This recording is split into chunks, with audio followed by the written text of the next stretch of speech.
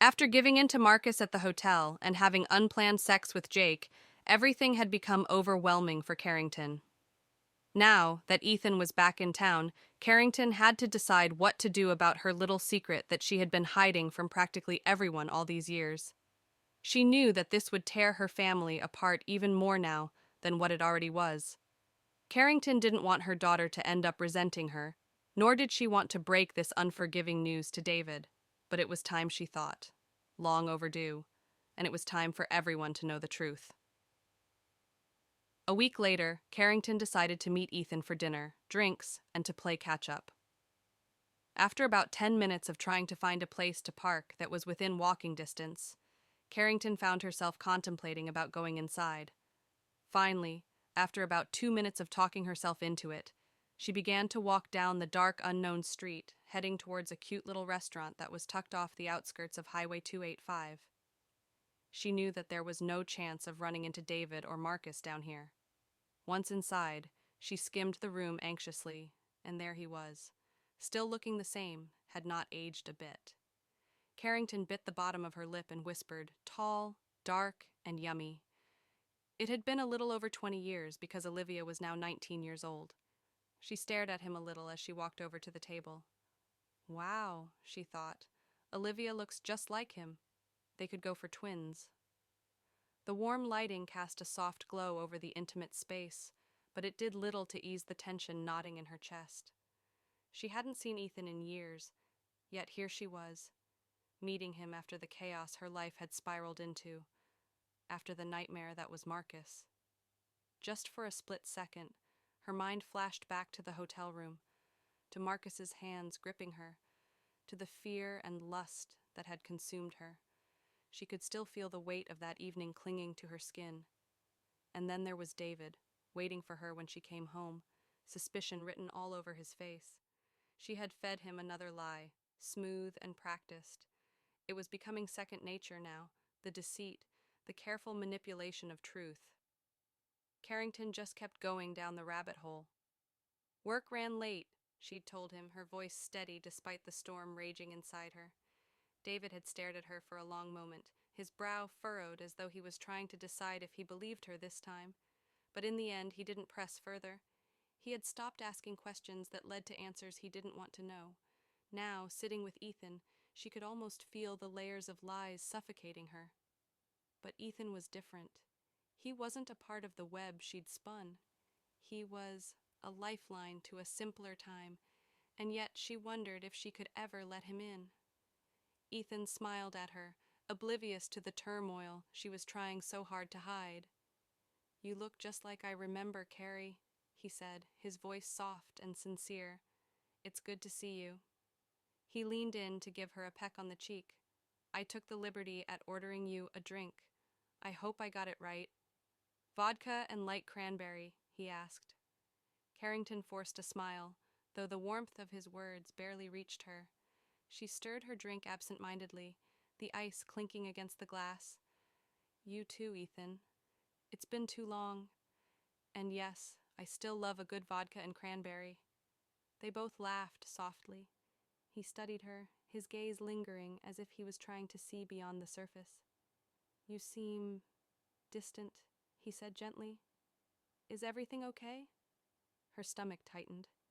He had always been able to read her. Ethan could sense the walls she was putting up, the distance she was creating. But how could she possibly tell him everything all at once, especially tonight over dinner?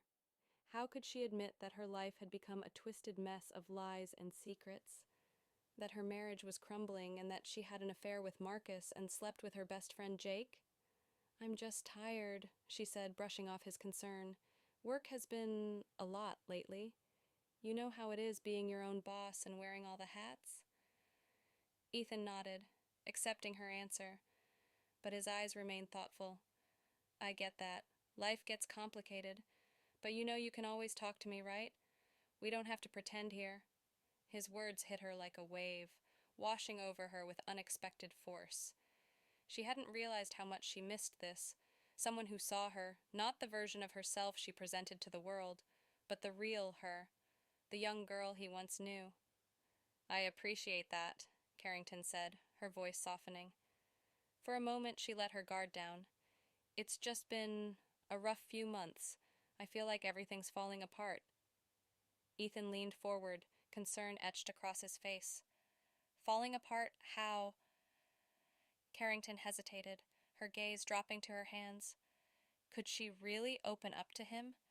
Could she trust him with the truth of what she was going through? She had kept so much hidden for so long, but sitting here with Ethan, the weight of it all felt unbearable, and it was time for him to know the truth about his daughter. But Kerrington thought that if he hadn't contacted me, would I be telling him about Olivia? She gazed into Ethan's eyes as she toyed with the decision to dropping this bomb on him.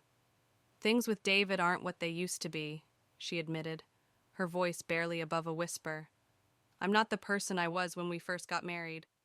I feel like I'm living a lie. Ethan reached across the table and placed his hand on hers, his touch gentle and grounding. You don't have to carry that alone, Carrie. She looked up at him, her eyes searching his for any sign of judgment. But there was none, just the familiar warmth and understanding she had always found in him. For a fleeting moment, she allowed herself to imagine what life might have been like if she had never walked away from Ethan all those years ago.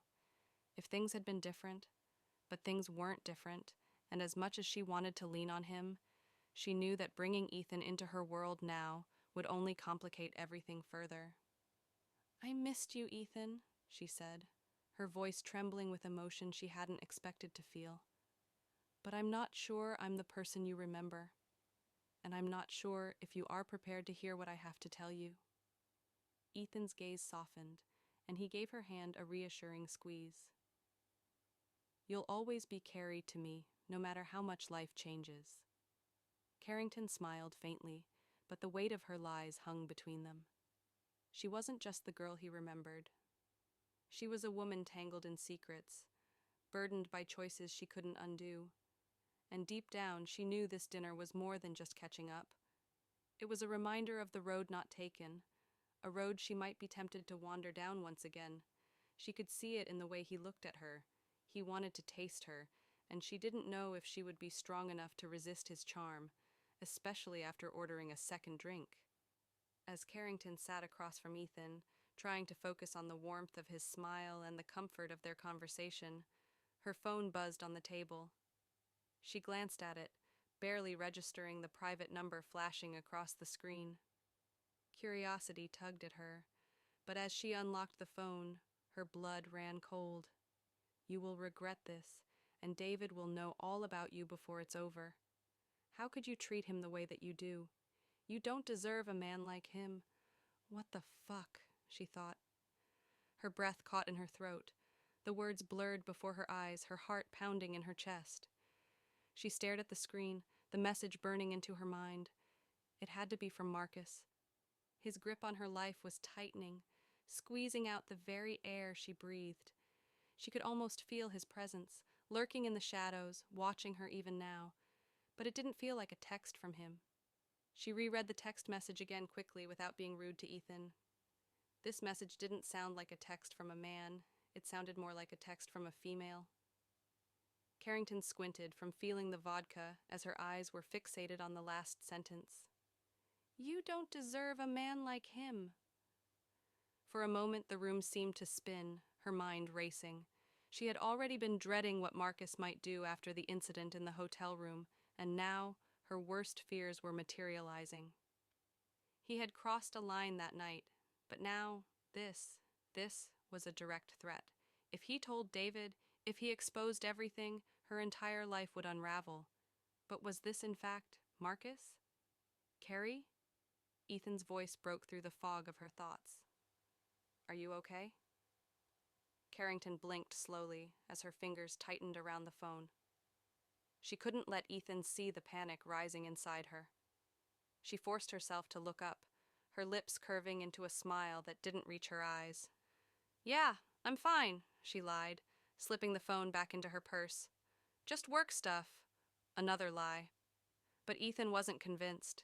He studied her, his brow furrowing with concern. You seem a little distracted. Is something going on? Kerrington took a deep breath, trying to steady herself. She couldn't let Marcus's games ruin this moment, not with Ethan, not after everything that had happened. "It's nothing," she said, though the tightness in her voice betrayed her. "Just one of those days. That's all." Ethan reached for her hand again, his touch gentle and reassuring. "You know you can tell me if something's wrong, right?" She nodded, swallowing hard. "I know, it's just complicated." But complicated didn't even begin to cover it. Marcus was becoming a ticking time bomb, and she had no idea when or how he would go off. As she sat there with Ethan, pretending everything was fine, all she could think about was the text message, the threat hanging over her head like a dark cloud. She had to figure out what Marcus wanted before it was too late, or who was really behind this text.